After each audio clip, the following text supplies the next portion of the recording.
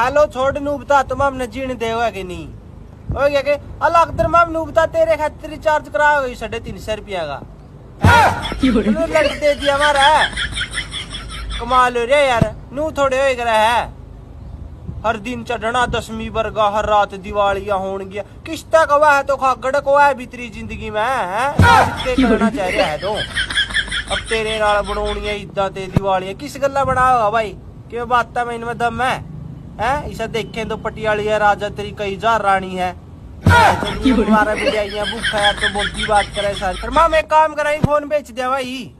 और के लिए आज तेरा वर्गा शगल देखने दे तो अच्छा है लक्षण देखने दे तो अच्छा ठीक है उन्हें तो कहा करुआ चौथ का व्रत तेरा यार खिलावा किसका खिलावा ऊत के साले को है तो कुनी